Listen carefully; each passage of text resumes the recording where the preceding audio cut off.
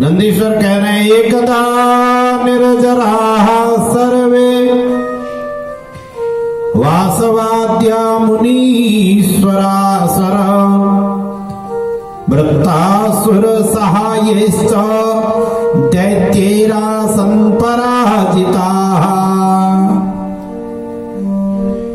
कहते हैं एक समय की बात है, सारे देवता इंद्रादि देवता वृत्तासुर से परास्त होकर के, दैत्यों से परास्त होकर के, वृत्तासुर से परास्त होकर के सभी देवता अपने अस्त्र शस्त्रों को दधीची के आश्रम में छोड़ गए और ब्रह्मलोक को चले गए। और ब्रह्मा जी से उन्होंने कहा कि हम वृत्तासुर से बहुत सताए हुए हैं। ये वृत्तासुर कौन है? श्रीमद् भागवत और देवी भागवत के अनुसार ये वृत्तासुर त्वष्टा का पुत्र है।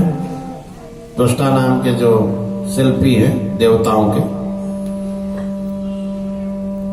तो त्वष्टा के एक पुत्र थे विश्वरूप, जिसको इंद्र ने मार डाला। त्वष्टा के निरपराध पुत्र को इंद्र ने मारा तो त्वष्टा ने 6 दिनों तक दिन रात यज्ञ किया, उससे इंद्र का शत्रु या वृत्तासुर उत्पन्न हुआ। और वही वृत्तासुर अब इंद्रादि देवताओं के लिए से अजेय हो गया। देवता लोग उसको जीत नहीं सकते।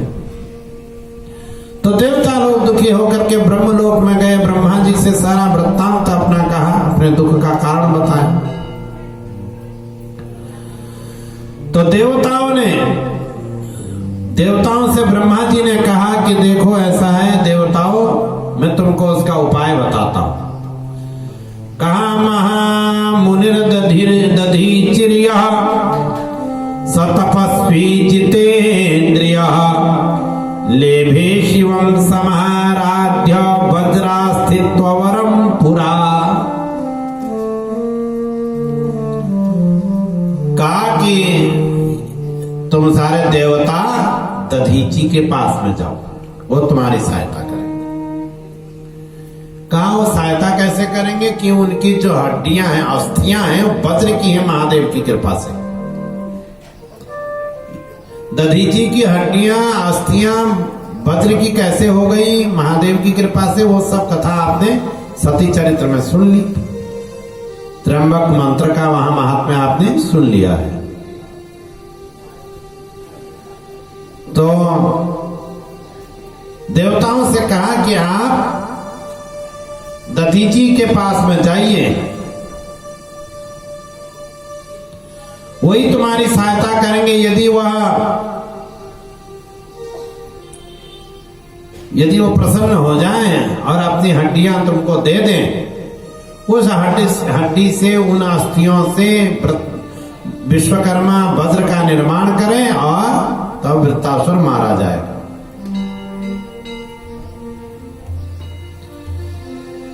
तो देवता लोग दधीची जी के पास में गए, प्रणाम किया।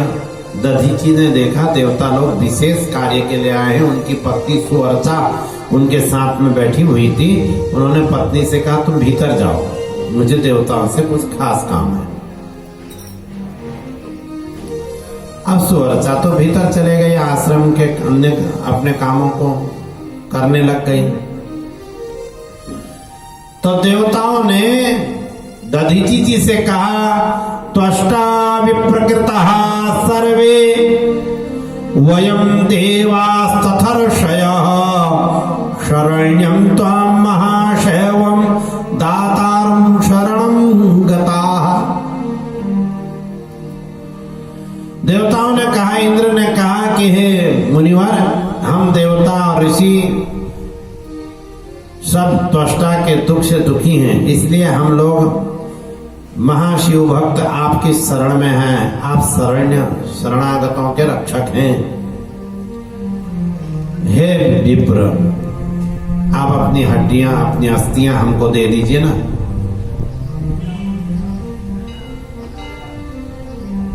आप अपनी हड्डियां हमको दे दीजिए। तो वृत्तासुर के दुख से दुखी देवताओं के वचनों को सुनकर दधीचि जी ने कहा, ठीक है, तुम मेरी हड्डियों को ले लो। तो दधीचि जी ने अपना शरीर योग के द्वारा छोड़ दिया, योग के द्वारा शरीर को छोड़ दिया और देव कार्य के लिए अपना शरीर दे दिया। देखिए, धर्म को बचाने के लिए शरीर भी दिया है ऋषियों ने। ये दधीचि का जो प्रसंग है, यह हमको सिखाता है कि धर्म को यदि बचाना है तो शरीर भी दान करना पड़े तो देना चाहिए। दधीचि ने अपना शरीर दे दिया। वो तो जानते हो, तो ऋषि हैं, तपस्वी हैं, कि शरीर नश्वर है, एक न एक दिन इसको समाप्त तो होना ही। इसलिए योग के द्वारा शरीर का त्याग करा दधीचि ने। ऐसी हमारी भारतीय परंपरा, हम ऋषि परंपरा, ऐसी हमारी ऋषि परंपरा। दधीचि ने शरीर का त्याग किया, देवताओं को दिया। देवताओं ने विश्वकर्मा से कहा, आप इससे वज्र बनाइए। तो सूर्यभी गौ को बुला करके उनका शरीर चटवाया। विश्वकर्मा ने उससे अस्थियां निकाली और उस अस्थि से, उन अस्थियों से वज्र का निर्माण किया विश्वकर्मा जी ने, और उस वज्र को इंद्र को दिया और युद्ध हुआ। युद्ध में उस वज्र से वृत्तासुर का सिर काट डाला इंद्र ने। वृत्तासुर का उद्धार हो गया। अब इधर जो सुवर्चा है,